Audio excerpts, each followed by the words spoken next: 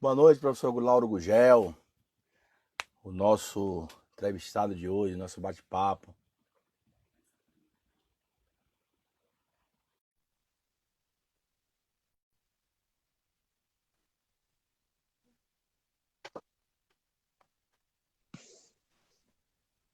Boa noite, professor. Boa noite. Tá. O pessoal deve estar entrando. Deixa o pessoal chegando aí. Já me Tudo organizo. ótimo. Deco Abreu, meu primo. Tá me vendo bem aí? Sim. Tá me vendo bem aí, André? Aqui tá tranquilo, professor.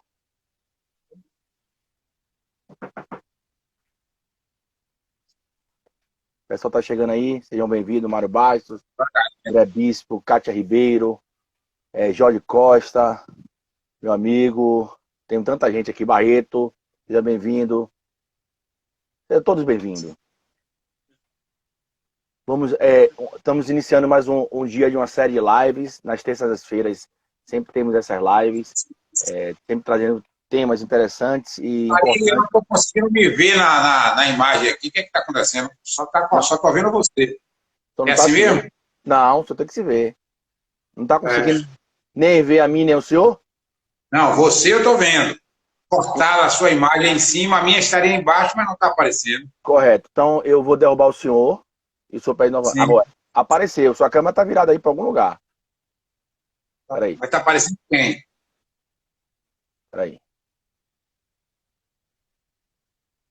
Rapidamente aqui. Você derruba e entra de novo, não? Para ver? Não, sai o senhor, saia da live e volte. Pronto. Se ele voltar aí que a gente faz novamente. Tá os dois também. Eu acho que ele que não tá se vendo. Vamos lá, deixa eu chamar ele novamente.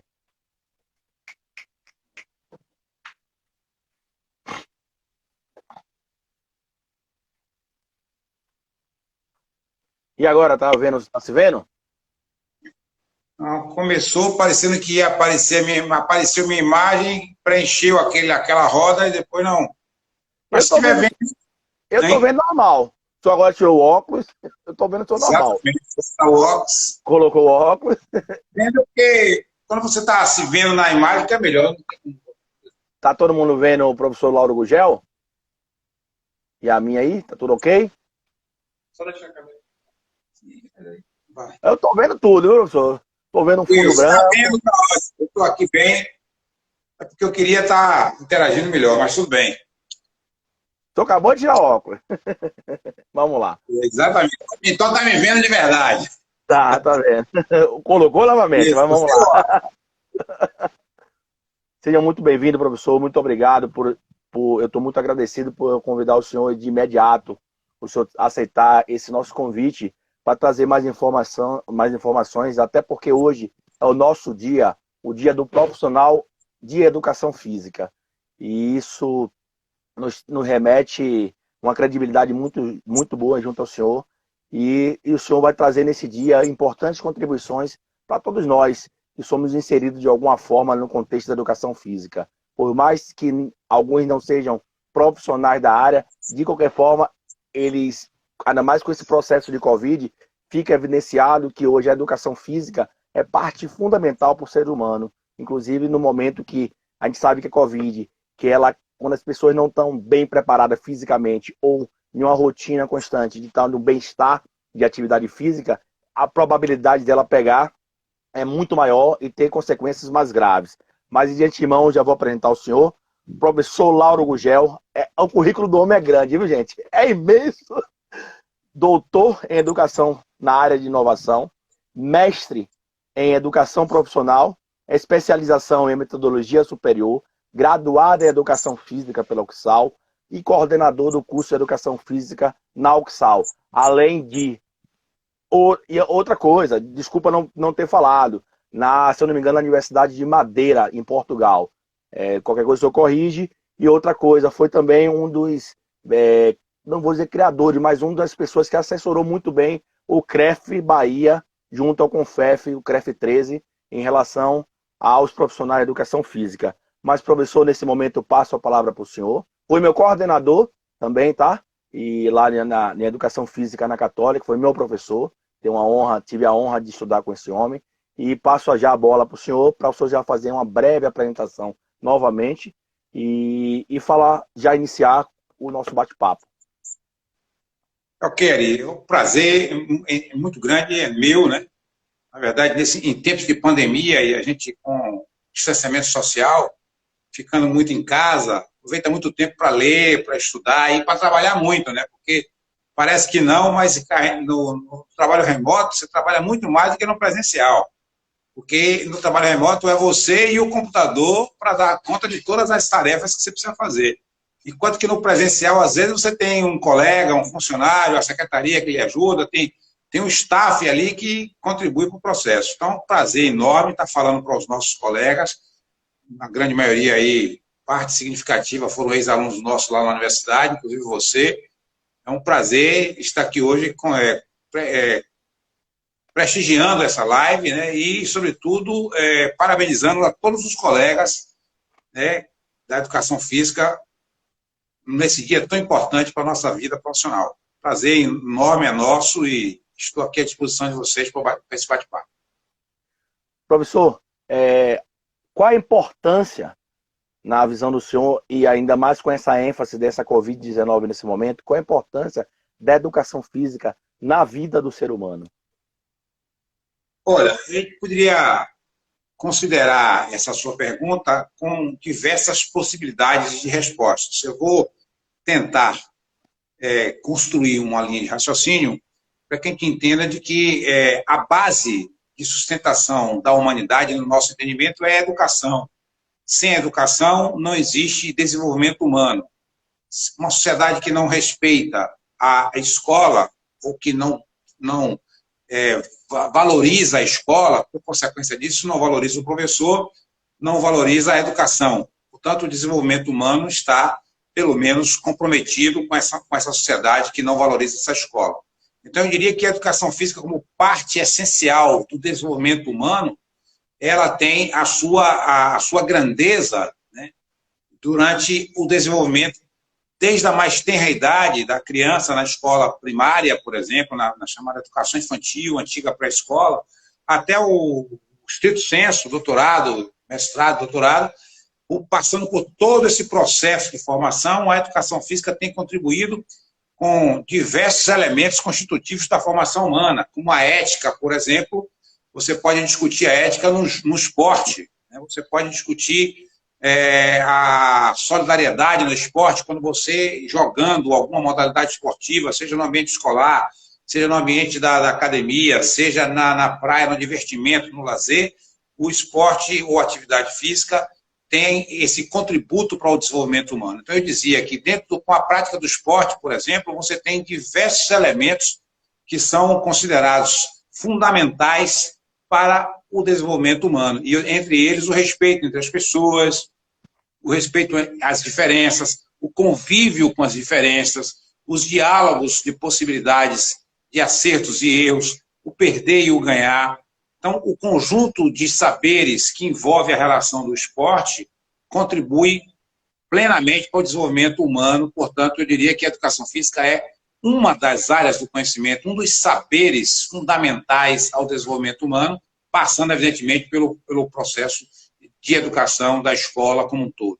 Eu diria que nessa linha de raciocínio, eu consideraria que a educação física faz parte desse contexto que contribui, que ajuda a educação do jovem, do ser humano, da mulher, do homem, da pessoa adulta em todos os níveis.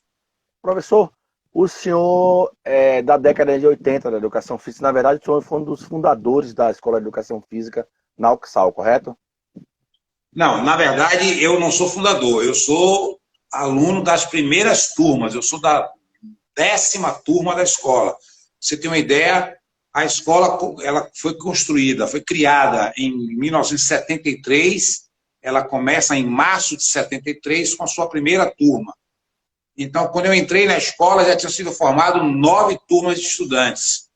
e hoje nós temos 47 anos de existência da escola. Então, eu sou ainda da escola antiga, que era na Fonte Nova, que nós brincávamos muito com a expressão, chamando de o Vale do Pó, porque era na antiga Fonte Nova, tinha uma área dos vestiários dos atletas profissionais, e ali embaixo era uma área, um vão livre imenso, né? Que ali eram divididos por cordas as salas, e tinha muito pó, muita poeira. A gente saía da aula no final da manhã muito sujo. Aí a galera dizia que era o Vale do Pó, porque a gente saía sujo e preto. Então, eu sou de uma geração intermediária da escola, nem sou da primeira turma, nem das mais recentes. Nessa brincadeira, são 38 anos já de conclusão do curso na antiga Escola de Educação Física da Católica, que logo depois veio para Pituaçu. Eu entrei na Católica em 1999.2, quando existia ainda, quando você saía no vestibular, o rádio falava o seu nome e saia no jornal. Naquela época. E vim concluir agora. Não era assim? E era uma felicidade, seu nome saiu. E, né? E hoje, eu sou daquela formação de licenciatura plena em Educação Física, aonde incorporava hoje o bacharelado e a licenciatura como um todo. Como é que o senhor enxerga essa nova divisão, ou melhor, essa divisão que teve entre bacharelado e Educação Física licenciatura? O senhor enxerga, eu queria saber, na visão do senhor como profissional e na visão do senhor como coordenador de curso. Olha, eu sou de uma geração que a Educação Física era um curso único de licenciatura e que a gente podia, saindo de lá, trabalhar em qualquer ambiente profissional. Eu defendo a tese de que toda atitude do profissional de Educação Física é sempre uma atitude pedagógica, é do ensino. Você está sempre ensinando, seja na escola, seja no clube, seja na academia, no ambiente que você for trabalhar, na iniciação esportiva, seja lá onde for, você está sempre de um lado da pedagogia, do uso do ensino, da orientação desse processo ensino-aprendizagem permanente que é o trabalho do professor. O surgimento do bacharelado, na verdade, veio para, na verdade, no meu entendimento, dividir a educação física, né? Porque você pode ter um curso perfeitamente, no caso, seria uma complementação, porque a licenciatura, na minha geração, ela era uma formação mais ampla, mais completa. Quando houve a divisão passou a dizer o seguinte, que quem é da licenciatura vai formar para trabalhar na escola. E, com isso, teve um ganho significativo que é importante ser colocado aí. Muita gente critica essa divisão, mas tem os ganhos, tem os prós e os contras, como tudo na vida. Correto. Os ganhos é que nunca se discutiu tanto dentro da educação física o ambiente escolar, a educação. Você vê que muitos dos nossos colegas que fizeram pós-graduação posteriormente, sobretudo no estrito senso, mestrados e doutorados, fizeram na área de educação, né? O que não era muito comum na minha geração lá atrás. Não tinha muita formação em nível de estrito senso no Brasil para a educação. Era muito raro você encontrar alguém que tenha sido, na minha geração, que tenha feito um doutorado ou um mestrado. Então, essa divisão trouxe para a educação física, como se você vai fazer o curso de licenciatura, a discussão do âmbito pedagógico, do ensino, da aprendizagem, das metodologias de ensino, de avaliação do processo de ensino-aprendizagem, do aluno como protagonista do processo de aprendizagem, enfim, e todo esse corpo de relações pedagógicas, de ensino e de aprendizagem, que cabe no ambiente da escola. E, por outro lado, o bacharelado veio para dizer que as outras áreas para além da escola, portanto, as academias, os clubes, o esporte, o treinamento de alto rendimento, a saúde propriamente dita, as academias como um todo, a iniciação esportiva, enfim, o personal trainer veio para ser de maneira mais aprofundada dentro da perspectiva do bacharelado. Ora, isso você forma aí um curso que acaba tendo, em média, quem faz os dois cursos, em média, faz um curso de 6 anos, porque faz 4 anos no bacharelado, por exemplo, retorna à universidade, mais ou menos em média de 2 anos e meio, você conclui a licenciatura e acaba tendo uma formação mais ampliada. Esse é o lado positivo da história. O lado que eu considero que é negativo é que existe uma disputa, uma uma questão de ordem política que vem desde a origem da criação do CREF, do Conselho, né? E é bom deixar bem claro que quem faz com que exista a divisão de licenciatura e bacharelado não é o Conselho, como muita gente diz, o CREF, o CONFEF, é o Ministério da Educação, é quem regula o ensino superior brasileiro. Há quem diga, tudo bem, é verdade o que você está dizendo, mas houve uma pressão muito grande do Conselho. O Conselho foi criado em 99, o Conselho Federal, né? Então, é possível que tenha havido a pressão, é verdade.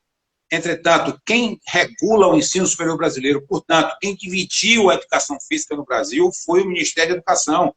E com isso, evidentemente, que o Conselho se apodera desse processo e passa a administrar, sobretudo, os colegas da área do bacharelado que atua nas academias, nos esportes, etc, etc. Enquanto que nas escolas não. Mas só que o Conselho é um conselho de classe, é um conselho profissional. Então, há de se perguntar, a educação física escolar é um ramo da educação física? Eu diria que sim. Se é um ramo da educação física, cabe.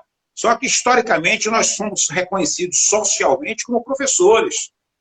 E aí o Conselho cria a expressão profissional. Eu diria que nós somos professores profissionais da educação.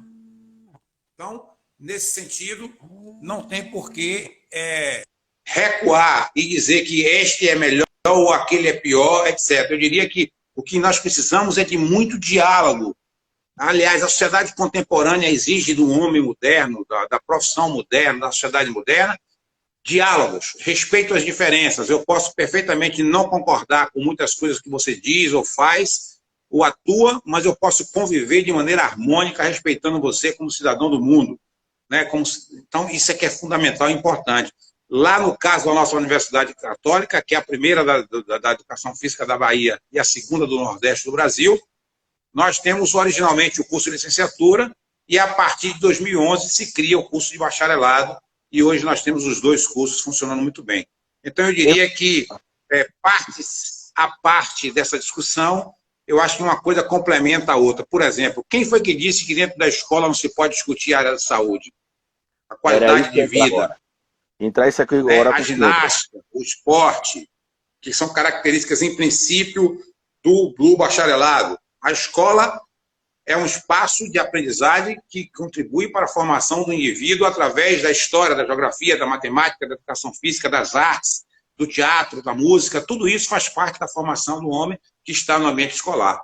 Então, eu diria que uma complementa a outra e fortalece. Professor, essa saiu do forno. Dia 26 agora, 26 de agosto de 2020, foi baixada uma resolução pelo presidente da República, a resolução 391, onde no primeiro artigo 1º, ele define a atuação do profissional de educação física nos contextos hospitalares. Por que eu faço isso? Já veio uma pergunta aqui, já tem pergunta, viu? De nosso amigo Barreto, tá? Que ele faz a pergunta seguinte. Em 17 de 2 de 2020, os profissionais foram reconhecidos pelo CBO, Classificação Brasileira de Ocupação, sobre o Código 2241/40, com o profissional de educação física na saúde, e agora com a Resolução 391, de 26 de 8 de 2020, que define a atuação do profissional de educação física nos conceitos hospitalares. Isso promulgou agora, dia 26. Como ficará o papel do professor de educação física na área da saúde? Como é que o senhor enxerga a incorporação, o incorporar o profissional dentro do hospital? Apesar de que nós vemos com essa situação de Covid a multidisciplinaridade muito grande. As profissões têm que estar atuantes, até para o tratamento da Covid. E hoje, no dia 26, o presidente Jair Bolsonaro baixa esse decreto, essa resolução, caracterizando o profissional de educação física na área hospitalar, nos hospitais. Como é que o senhor enxerga isso? Como é que o senhor acha que vai ser a atuação do profissional nesse âmbito? Como eu disse ainda há pouco, na minha participação anterior, a palavra do tempo contemporâneo, do tempo atual, do momento atual que a humanidade atravessa, é diálogo.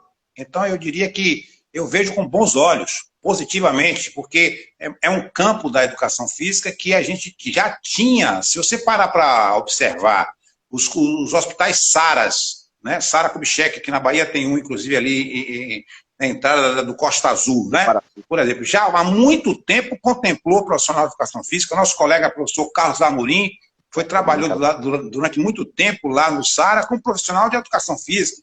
Então, hoje a saúde é tratada com ações multidisciplinares e até interdisciplinares.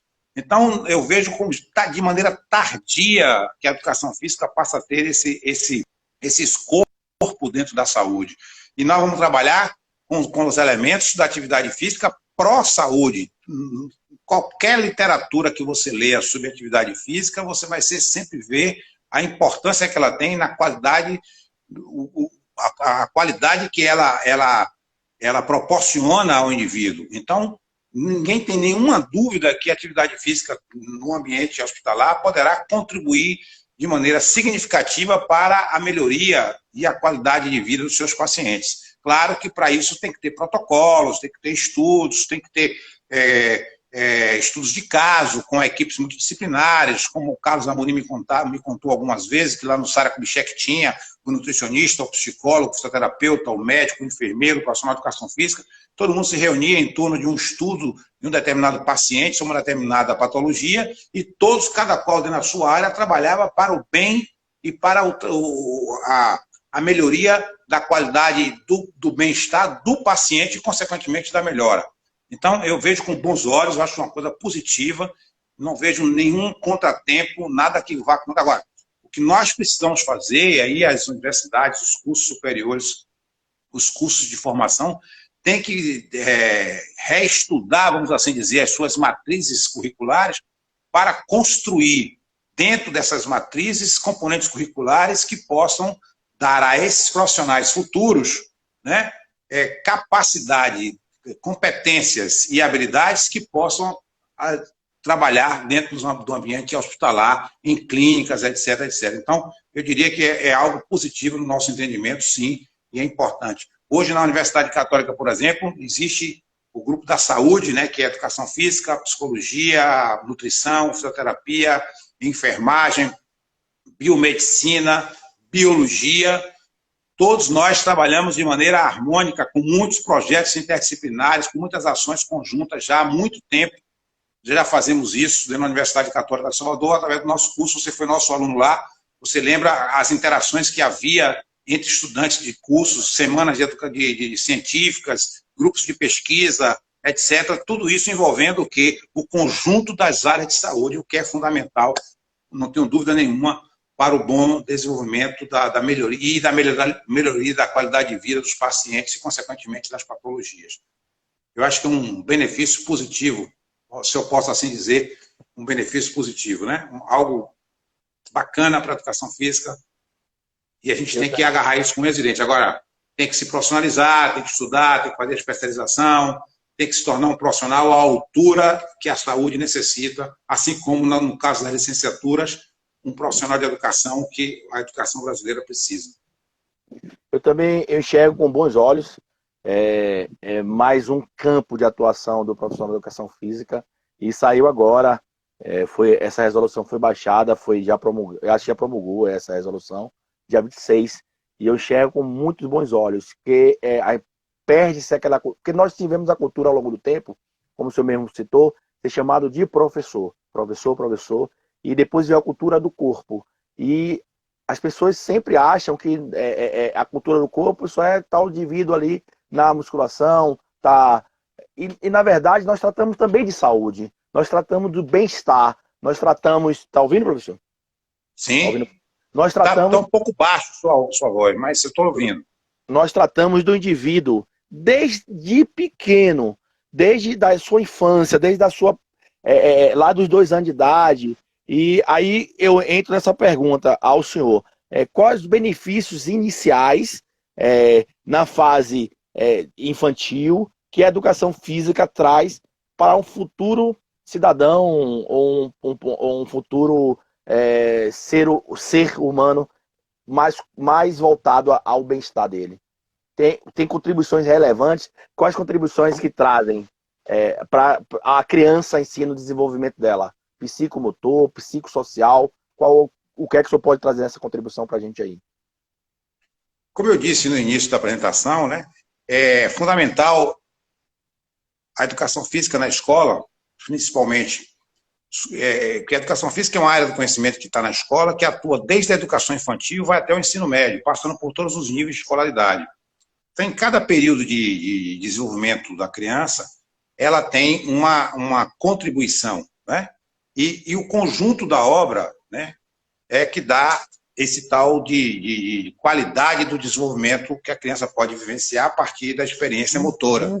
Então, lá na educação infantil, né, começando na escola, na educação infantil, em torno de 2 anos de idade, aproximadamente, né, indo até 6, 7 anos aproximadamente, você tem um conjunto de saberes e de elementos constitutivos da psicomotricidade, como coordenação motora, esquema corporal, lateralidade, percepção figura-fundo, freio inibitório, uma série de elementos constitutivos do desenvolvimento humano, desta fase, que é fundamental, onde a criança possa experimentar na escola essas possibilidades todas. Então, como é que ele desenvolve esse arcabouço teórico, esse arcabouço prático, esse arcabouço, esse conjunto de possibilidades que eu acabei de falar da psicologia? Caiu o telefone, quase, hein? Tá dando para ver aí, né?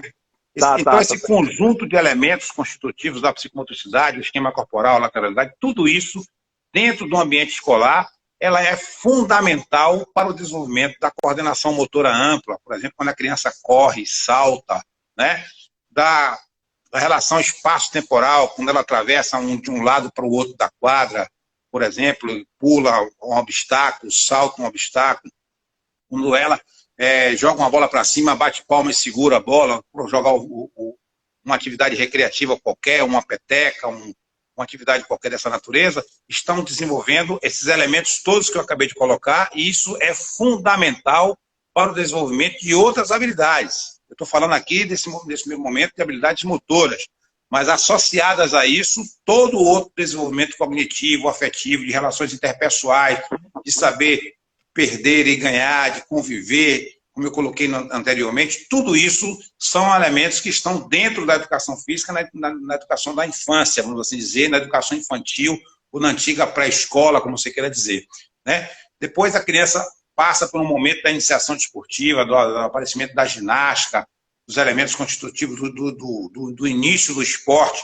onde ela vai aprender a técnica do esporte, o arremesso, o passo, o drible, o gol, o cabeceio, o chute, aí vai variar, né, o rolamento para frente, o rolamento para trás. Esses elementos também estarão desenvolvendo essa outra etapa da vida em que a criança se encontra. E aí entra na perspectiva do ensino médio com a base do esporte, né?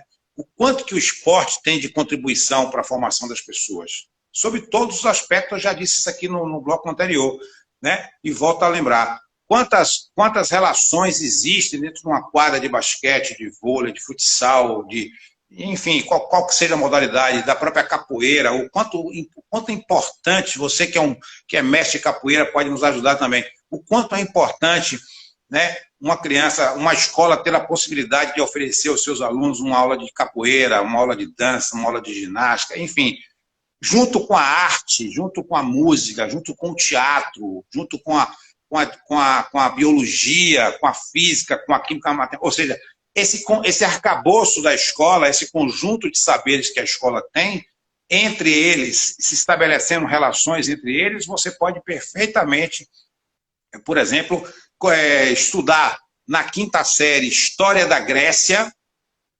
O professor de História está dando aula sobre Grécia Antiga, Roma Antiga. E o que é que isso tem a ver com a educação física? Ora, os Jogos Olímpicos da Era Moderna inicia-se aonde? Na Grécia Antiga.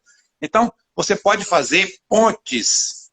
Hoje é muito comum nas escolas os trabalhos em equipes, onde a criança é o protagonista do seu próprio processo de ensino-aprendizagem. Então, a escola precisa ter mais aprendizagem do que ensino. Então, as inter-relações o tempo inteiro que a escola se permite a acontecer entre áreas distintas do conhecimento e, ao mesmo tempo, elas todas fazendo esse conjunto de interseções e de relações interpessoais com as crianças, com o cognitivo, com o afetivo, com a música, com tudo isso. Então, eu diria que ela é fundamental em todos os aspectos do desenvolvimento da vida humana, em qualquer idade que você vai viver.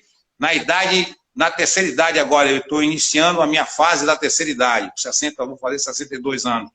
Né? Parece não, então, doutor. o ponto importante hoje, eu não estou jogando basquete nesse período agora por causa da pandemia, né? Nós temos um grupo de master, que são mais de 150 ex-atletas de basquetebol, que nos reunimos para jogar terça, quinta, sábado, domingo. O quanto isso é importante para a gente, não é nem mais jogar basquetebol, é o encontro. Eu tenho amigos de 50 anos no basquetebol, por exemplo, só para citar como exemplo. Então, em qualquer fase da vida, a atividade física e o esporte têm o seu contributo para o desenvolvimento humano. É nessa perspectiva que eu aponto essa qualificação da educação física para o nosso desenvolvimento.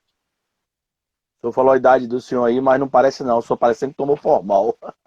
Isso mostra que o senhor falou da idade. Os cabelos brancos já estão aqui aparecendo. Não aparece com essa idade toda aí que o senhor falou. O senhor tomou formal em algum momento da vida. Mas vamos lá.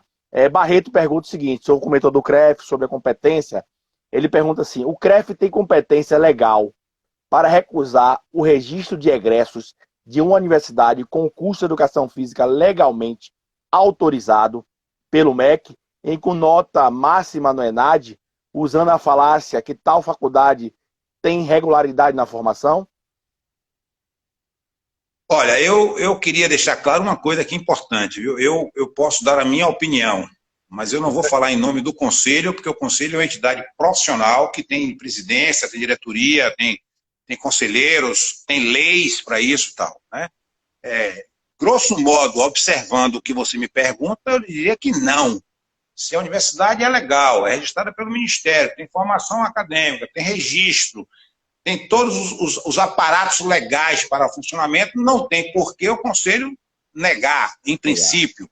Né? Em princípio, assim como não tem por que o Conselho de Medicina negar um estudante que saiu de uma escola de medicina que seja regular, que tenha a legislação pertinente do Ministério da Educação, assim como o CREA não rejeita nenhum estudante de engenharia, como o CREFITO não rejeita nenhum estudante de fisioterapia, e por aí vai. Agora, cada caso é um caso, cada história é uma história, tem que se analisar cada processo. Eu não sei o que é que está se passando, por que está se negando isso. Entendeu?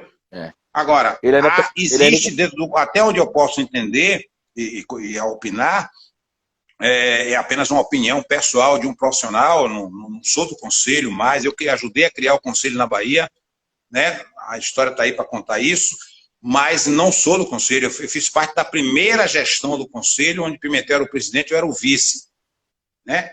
De 2002 a 2006, de lá para cá, não sou mais do Conselho, sou atuante porque sou profissional, pago meu registro, minha anuidade todo ano eu pago, acho uma coisa importante profissionalmente falando, mesmo podendo ter algumas divergências, né, sobre algumas questões, mas recomendo e acho que o Conselho é uma coisa importante para a profissão da gente. Mas, do ponto de vista do que foi perguntado, cada caso é um caso e aí tem que saber por que ele está negando isso. Até porque, como o senhor mesmo falou, se é regido pelo MEC, o MEC regulamentou e autorizou, não tem o CREF, não é fiscalizador de faculdades, não é isso? Quem rege esse inteirinho de faculdades e cursos é o MEC, correto? Exatamente. O Conselho é uma autarquia federal que tem como seu principal objetivo a fiscalização do exercício profissional para defender a sociedade dos maus profissionais. Esse é o princípio número 1, né, dos conselhos profissionais, como o Conselho de Medicina, como o Conselho de Engenharia, como o Conselho de todas as profissões têm seus conselhos. Então, eu não diria que o Conselho é uma coisa ruim, uma coisa positiva e boa. Agora, aqui e ali pode ter um excesso, pode ter uma política que não foi bem compreendida, não foi bem discutida, não foi bem valorizada, não foi... Às vezes o profissional também não lê muito bem, não entendeu, não interpretou direito a legislação, enfim, há um conjunto de coisas aí importantes. Agora, a existência do Conselho em si, no nosso entendimento, na minha parca experiência, eu diria que é algo profissionalmente falando muito positivo para a profissão. Agora, não é porque é bom para a profissão que tem as perfeições. Todos os lugares têm problemas, E aí, como é que se resolve os problemas? Eu coloquei no início, é o meu mantra, através dos diálogos entre pessoas civilizadas e educadas que somos, para tratar das questões distintas e resolver as questões. Larissa pergunta, se for Lari aí, nossa colega de 1999, minha colega de turma, no ambiente hospitalar, o que difere a fisioterapia da fisiologia? Olha, essas são perguntas extremamente complexas, porque, veja bem, a fisioterapia trabalha ou trata dos pacientes para a sua total reabilitação, por exemplo, de um pós-operatório, de uma lesão de joelho, de coluna, etc. E tal. Eles tratam com o paciente. Nós trabalhamos com os considerados pós-reabilitados pela fisioterapia, entra a educação física para fazer a manutenção e o fortalecimento para poder se manter o cidadão saudável e bem. Então, eu diria que é um limiar muito próximo, existe essa proximidade da educação física com a fisioterapia, mas eu acho que cada qual tem seu espaço, cada qual tem seu campo, e um não precisa invadir o campo do outro, nem de respeitar eticamente. São dois conselhos profissionais que se relacionam muito bem e que tem essa linha divisória. Você tem que saber quem trabalha com quem e onde trabalha com quem. Por exemplo, numa sala de musculação, vou dar um exemplo concreto. Um atleta de futebol tem uma lesão qualquer, uma lesão de ligamento do joelho, por exemplo. Aí sai do jogo, vai para o departamento médico. O departamento médico analisa, se operar, opera o jogador. Após a operação, o que é que ele vai fazer? Encaminha para onde? Departamento da fisioterapia. A fisioterapia, então, vai cuidar, vai reabilitar aquele joelho que foi operado. Quando ele recebe alta da fisioterapia, vai para onde? Departamento físico, musculação. Aí entra quem? O profissional de educação física. Então, se cada qual faz a sua parte, não tem por que ter problemas. É a questão apenas de compreensão disso, entendeu? Essa, pelo menos, é a nossa opinião. Nosso professor Carlos Amorim aí, ele fazia muito bem esse papel de interdisciplinaridade. Estou lhe ouvindo baixo, viu? Se você puder aproximar o microfone aí. Melhorou? Melhorou, professor? Melhorou? Aumentar o som. Melhorou? Melhorou agora? Eu acho que é o microfone. Deixa eu ver aqui. Vá. Coisa que acontece. Melhorou agora? Eu estava falando que o professor Carlos Amorim faz muito bem esse papel, né? A gente percebeu ele no Sara Salvador, que é justamente um braço do Sara Kubitschek, de Brasília, onde tinha esse papel de todas as profissões estar interligadas, trabalhando em prol do paciente ou da pessoa, do ser humano. E eu acho, como você falou mesmo, vai ter uma equipe, e aquela equipe ter uma discussão e nos prepararmos para esse ambiente. Baseado nisso, José Elias já pergunta: um professor de licenciatura pode atuar no ambiente hospitalar? Deixa eu dar só uma dica aqui. Pela lei que eu li, ele não fala em licenciatura ou bacharelado. Ele fala profissional de educação física. Eu não sei como vai ser isso, se ele vai abranger tanto a licenciatura ou o bacharelado. No entanto, pela forma que é redigida a resolução, ele abre espaço para o profissional de educação física. E o profissional de educação física é o licenciado ou bacharelado. Concorda, professor? Ou não? Veja bem, a expressão profissional de educação física foi criada a partir da legislação da criação dos conselhos, do CONFEF, né? Enquanto que nós, que somos profissionais da escola, do ambiente formal, da educação física, portanto, que fizemos as licenciaturas, que assim, você tem que compreender qual foi o período de quem é formado o quê. Um licenciado da minha geração, você ainda pegou isso, eu acho, pode trabalhar em qualquer campo de atuação. Se você vai prestar um concurso público, por exemplo, admitamos que o Sara Kubitschek vai abrir concurso, e tenha lá, no seu edital, né? Eu posso concorrer perfeitamente não tem porque que na minha geração não tinha bacharelado, era só licenciatura. Então, isso é uma coisa bem clara. Se foi pós-divisão de licenciatura e bacharelado, a partir da diretriz curricular que dividiu, aí só quem pode concorrer, Só quem pode trabalhar nos hospitais são os profissionais de educação física que têm um bacharelado. Os que têm licenciatura depende da época que ele se formou. Se for da minha geração, né? No caso da Católica até 2011, se ele entendeu? Não teria problema nenhum. Agora, depois, dá César o que é de César. Como também, quem é bacharel não pode entrar no ambiente da escola. Em tese, não pode fazer concurso para a escola, né? Para trabalhar na escola, porque ele é bacharel, não é licenciado. Só que isso é uma discussão que dá panos para manga. O limiar dessa história aí é o período que foi criado, foi dividido os dois cursos para saber quando você foi formado e se você tem a formação, no caso, pós-divisão, bacharel ou licenciado. Se for a licenciatura pós-divisão do curso, não pode. A legislação é muito clara. Só a licenciatura para o ambiente da escola. Agora, se for um licenciado da minha época, pode qualquer área do conhecimento. Então, ou seja, o que poderia ser ideal, vamos assim dizer, né? Cada um tem o seu ideal, né? É você ter um curso único, uma formação ampliada nas duas áreas do conhecimento, para que você pudesse trabalhar onde você quisesse trabalhar.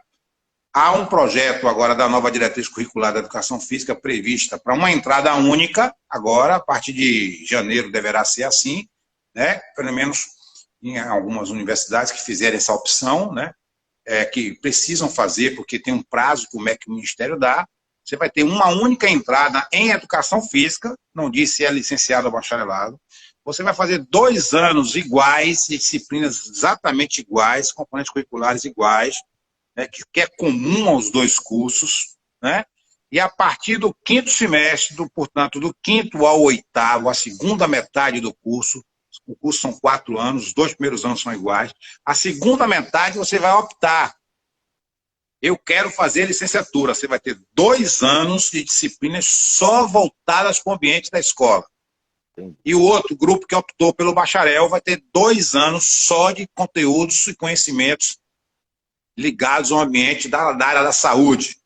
Então, a ideia do Ministério tenta-se, através desse documento, dar essa ideia de um mesmo curso com 2 formações. Isso já foi aprovado, já está para ser implementado em muitas das instituições de nível superior. Agora, não resolve o problema ainda, porque ou você vai ser bacharel, ou você vai ser licenciado, ou você vai fazer os dois. Você termina, por exemplo, a primeira etapa você fez igual para todo mundo, faz 2 anos de licenciatura, por exemplo, depois você quer fazer mais 2 anos de bacharelado, você volta lá para o 5º semestre, faz os 2 anos só de bacharelado. Então, na segunda metade do curso, não terá nenhuma disciplina, nenhuma igual. Os estágios são diferentes, estágio da licenciatura é na escola, estágio do bacharelado é nas academias, é nos hospitais, é nas clínicas, é no esporte, tarará. Faz educação física voltada para atividade física e saúde, para PSF, Programa de Saúde da Família, e aí há um novo currículo sendo construído aí. E aí, agora, quem quiser fazer os dois, vai voltar a história de antes. Quem quiser fazer os dois, vai fazer em 6 anos. 4 e mais 2 do outro. Não muda do ponto de vista temporal nada. Né? Vamos ver como é que vai se adequar a isso no âmbito das universidades. Isso está sendo implantado na UXAL? Vai ser implantado na UXAL? A partir de janeiro do ano que vem, tudo indica que sim. Aprovando, já está feito, o projeto já está pronto, precisa ser aprovado pelo Conselho Superior da Universidade, o CONSUM, né? E aí, porque é uma exigência do Ministério da Educação. A gente não pode mais prorrogar isso. Tem um prazo para isso. O senhor acha um avanço ou um retrocesso ou não muda muita coisa? Eu diria o seguinte, como eu volto a dizer o que eu comecei no bate-papo inicial, eu acho que poderia ser um curso único com possibilidades distintas de trabalho. Você tendo as 2 formações de maneira sólida, eu acho que poderia ser um curso único. Mas como não foi aprovado dessa forma, e há essa briga de licenciatura e de bacharelado, desde que começou-se a discutir isso, ela nunca teve consenso. É por isso que, mais uma vez, o Ministério tenta, né, colocar um curso com uma formação única no início e depois bifurca. Né? Eu diria que talvez na próxima diretriz curricular que vier para modificar esse projeto que está aí, já talvez consiga entender se que é possível fazer um curso único, como, por exemplo, medicina. Você faz um curso de medicina em 6 anos, depois faz um ano mais de especialização, de especialização, de residência médica, depois você faz uma da sua sociedade brasileira, se for de cardiologia, de psiquiatria, de pediatria, em torno de 8 anos se forma um médico, em média, né? Então, depois o cara vai, quando é que ele escolhe o que é que ele vai fazer? Ele só escolhe o que não vai fazer, aquilo que ele vai fazer, quando? Quando ele vai fazer a sociedade profissional de pesquisa científica da sua área, a Sociedade Brasileira de Cardiologia, e você indica que quer ser cardiologista, mas não lhe impede, por exemplo, um cardiologista de atuar, de, por exemplo, dar um primeiro socorros, numa necessidade de urgência qualquer que passe por próximo dele, ele estando por perto, ele não possa dar. Então, ele forma um curso único de medicina que pode trabalhar, em princípio, em qualquer área. Claro que existem as especialidades e os profissionais se especializam para isso. Mas aquela figura do clínico geral, por exemplo, está cada vez mais distante. Hoje, a grande maioria são as especialidades da medicina. Isso na engenharia, você forma engenharia, você não é engenheiro de estádios, ou engenheiro de construção de casas, ou só de apartamentos, você só constrói estádio, você constrói qualquer coisa, né? Vem o projeto da arquitetura, senta com o engenheiro, produz e constrói-se. Então, assim, claro, existem especialidades, né, na engenharia, o cara que é especialista em concreto, o outro que é especialista em cálculo. Na engenharia tem suas divisórias, mas o engenheiro pode trabalhar em qualquer dessas áreas, desde que ele tenha competência e habilidade para tal. Por que na educação física não pode ser assim também?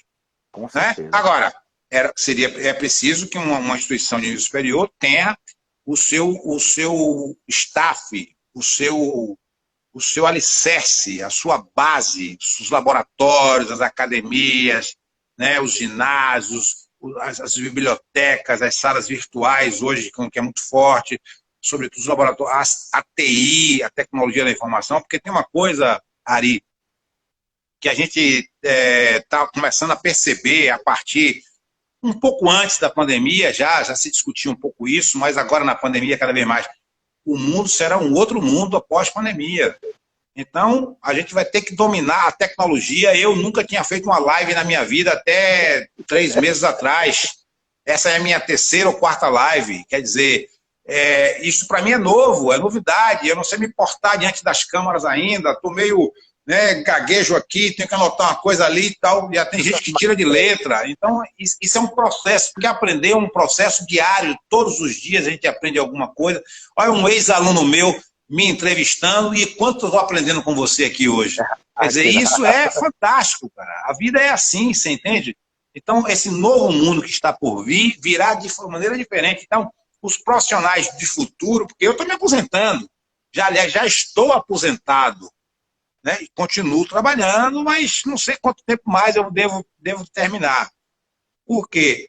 Virão os mais jovens, como eu substituí Alci, como eu substituí Miranda, como eu substituí BC, Jorge Ocoama, Hélio, essa galera toda que foram meus professores na universidade, Haroldo, Sérgio de natação, Raimundo Barbosa, que já se foi também. Eu substituí eu sou o primeiro ex-aluno da escola, diretor do curso. Que o primeiro diretor foi Alci, que formou na Escola Nacional do Rio.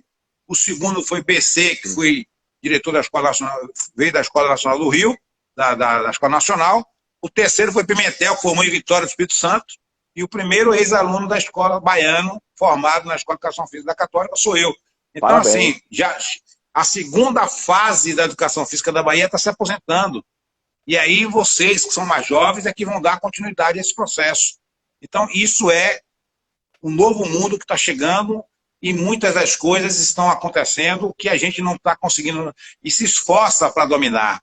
Porque meu neto de 4 anos vai fazer 5, me manda todo dia uma mensagem: vovô, bom dia, manda foto, manda muita coisa.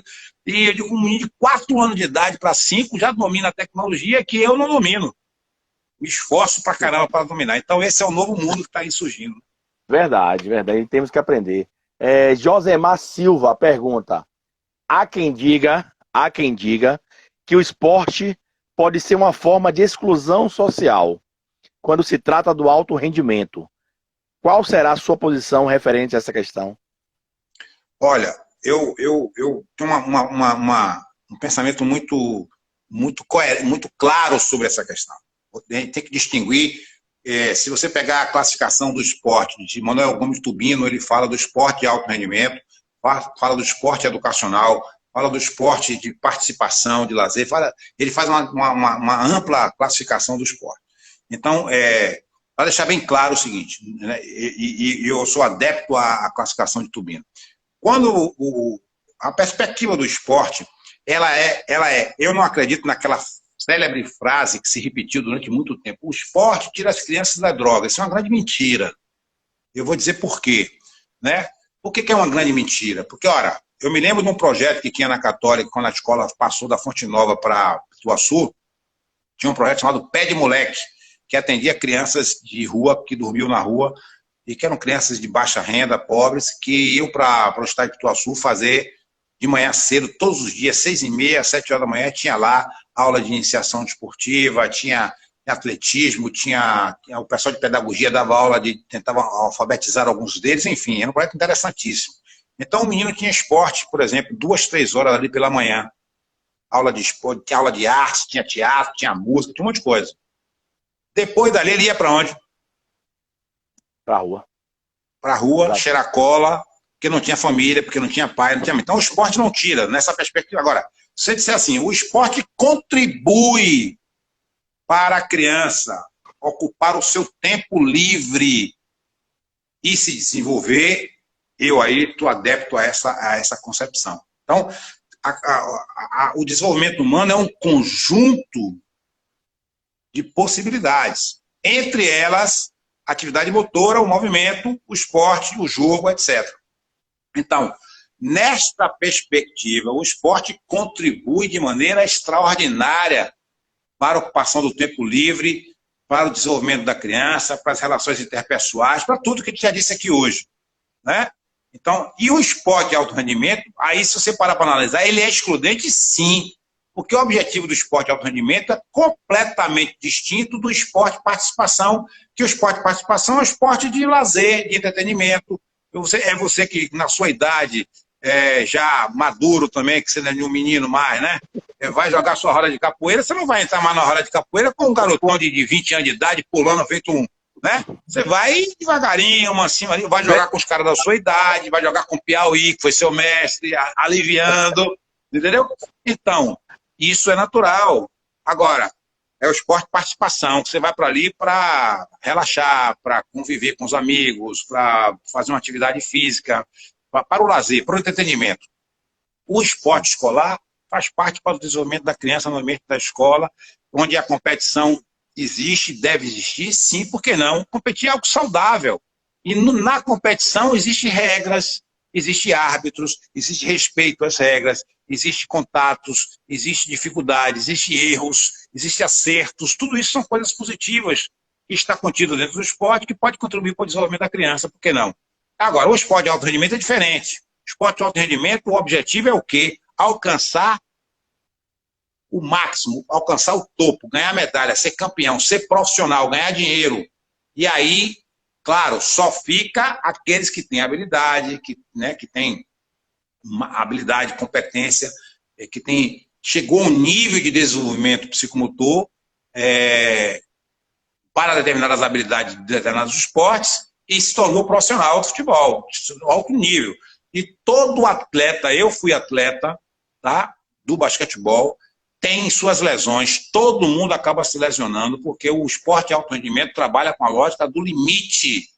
Você treina a exaustão, você treina no limite, você treina o tempo integral, praticamente, que todo mundo trabalha em torno. O cara está lá trabalhando, treinando, fazendo musculação, ginástica, correndo, e aí tem as pequenas lesões, as microlesões, e com o passar do tempo aparecem as lesões definitivas. Então eu diria que para você responder essa pergunta, você tem que dividir pelo menos em 3 categorias o esporte. Esporte de alto rendimento, que visa o lucro, a medalha, o troféu, o ganho, o recorde, o índice. Tá? E esse é excludente, sim. E só fica quem tem habilidade para tal. O esporte de participação, que é aquele esporte para o lazer. Esse, ao contrário, esse é includente, esse inclui. Né? Chega um cara, um amigo, vai bater o baba, para lá, participa, brinca, é homem contra mulher. Aquele jogo dos homens de saia contra os homens que não são de saia, os casados contra os solteiros, é brincadeira, é na praia, não tem limite de tempo, o baba e tal. E o esporte escolar, que ele deve ser includente com a perspectiva de educar as crianças a partir do esporte. Então, essa pergunta tem 3 possibilidades aí, pelo menos, de análise para poder responder. Minha assessora que está dizendo aqui, já tem 57 minutos, rapaz, para o tempo passar rápido. Professor, tem mais uma pergunta. Primeiro, eu gostaria de agradecer muito ao senhor pela participação e ter nesse dia tão maravilhoso, que é o Dia do Profissional da Educação Física, onde temos pelo menos uma data para dizer que comemoramos ser profissional da educação física.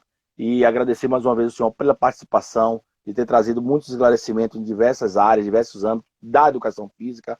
E tem uma pergunta de Barreto, e logo após eu queria que o senhor falasse um pouquinho da sua perspectiva futura para a educação física e finalizasse com uma única frase.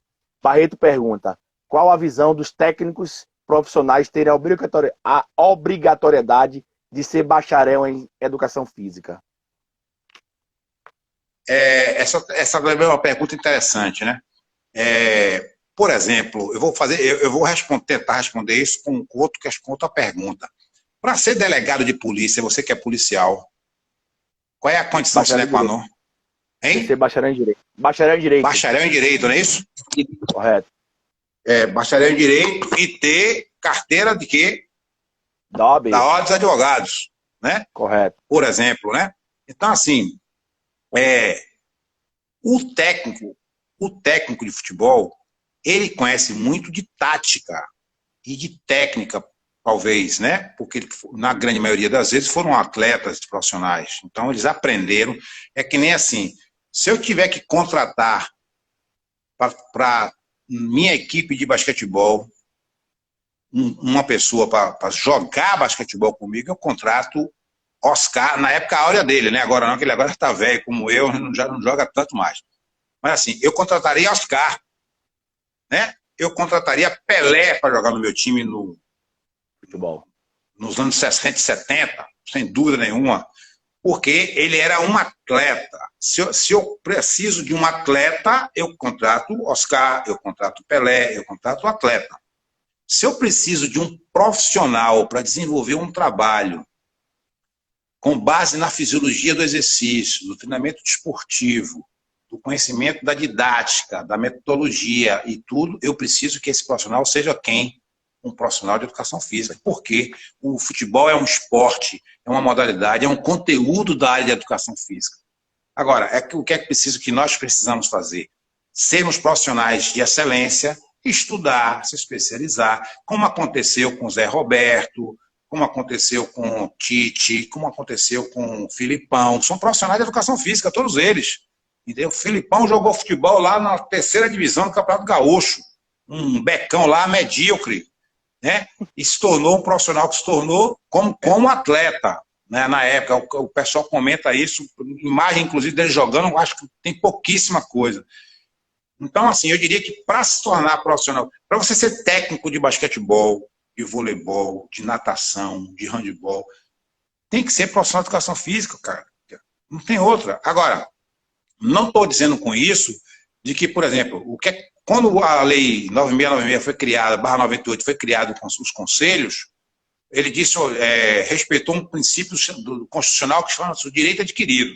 Quem já era profissional de qualquer modalidade, na época que foi criada a lei não pode retroagir para prejudicar. Você sabe disso, questão de direito, né? Correto. Não pode retroagir para prejudicar. Então, dali para frente, não entraria mais ninguém que não fosse formado. Então, tem muito técnico de futebol ainda que não é formado trabalhando, porque já era profissional de futebol naquela época. Mas os mais recentes, Roger Machado, aí eu citei aqui alguns nomes, Filipão, Tite, tem muitos deles aí que são formados em educação física. Professor, 26 segundos para terminar. Dê uma frase final aí. 26 segundos, a live vai até cair ao Instagram, só dá 1 hora. Fala um pouquinho aí o que o senhor espera da educação física e finaliza com uma frase, 20 segundos. Eu espero que a educação física continue crescendo, melhorando, ampliando os seus horizontes, né? E que nos ajude a ter um mundo melhor através da educação física e do esporte.